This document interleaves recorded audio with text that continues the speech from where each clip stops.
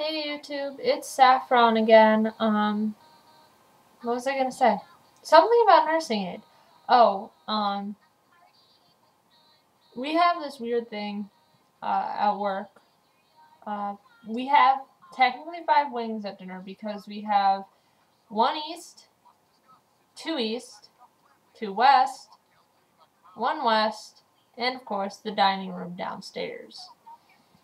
The weirdest thing about this is the dining room downstairs gets done first. That makes sense. We have to bring them down first. And it's not fair for them to wait. And they're also the most likely to get to the events. We do have events there. Normally it's only Tuesdays and Wednesdays. We have a couple events scheduled after dinner, but occasionally we'll have something other nights. But anyways, downstairs gets their dinner first. Okay, that makes sense. Then it's 2 east. That also makes sense to a degree because they're the most likely to want to change their orders. Then it's 1 east, 2 west, or 1 east, 1 west, and then 2 west. That doesn't really make sense to me.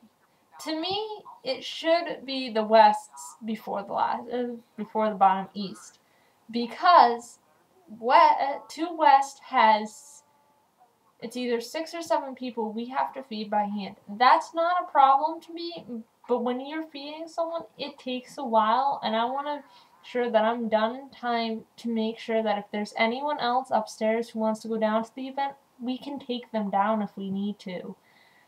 It's the same thing with 1 west, where we have a lot of people that we have to feed, and again, it's not a problem. I don't mind doing it. Most of the time, it's actually kind of fun too, because you get to figure out which ones they like, and most of the time you do a pretty good job. And it's one of the few times we get to talk to our patients, like, for an extended period of time, because of course we have to finish with one patient and then go to the next. Now, of course, I'm supposed to call these people residents. I don't always do that because sometimes it doesn't really feel like they're residents. It feels more like they're my patients because I have to be very vigilant them. I have to watch their body language more than what they're saying because sometimes they can't say they mean. We have a couple of people who do have aphasia.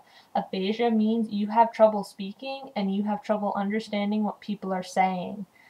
Not that you don't hear what they're saying, not that you're deaf, it's you don't understand the words they're saying. It's kind of like you and them are talking 2 different languages, and it makes it really hard to communicate. So we have to use a lot of body language, a lot of gestures. You'll notice I talk with my hands.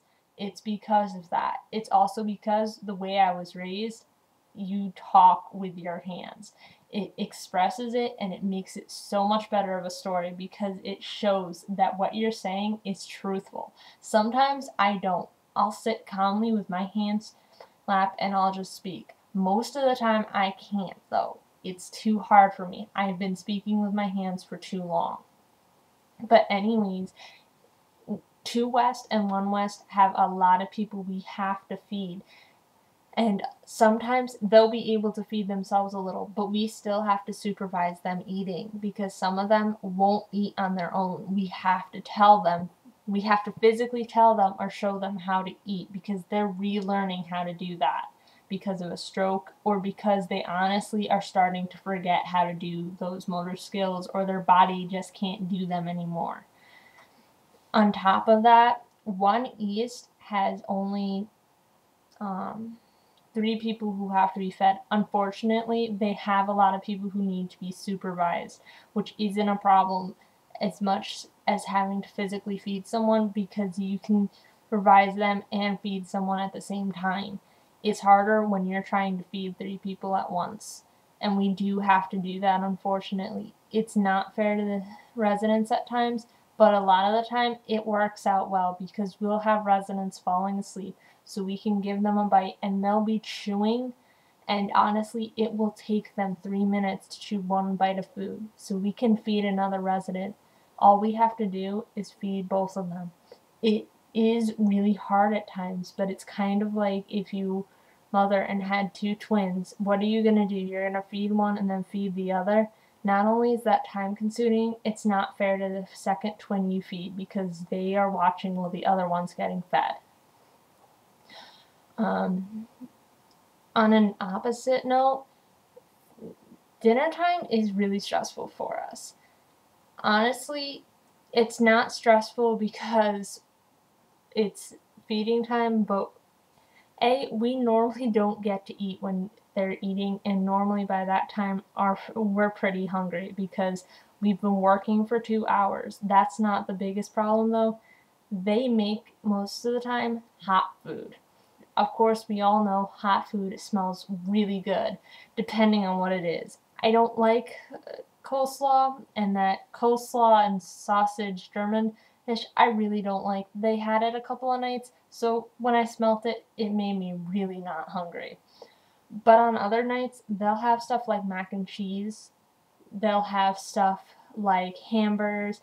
They'll have stuff that smells really good to us, and we have to quench down the fact that we're hungry and our residents eat. So that makes us really on edge. Imagine not eating or having to feed someone and know that you may not eat for another 5 hours.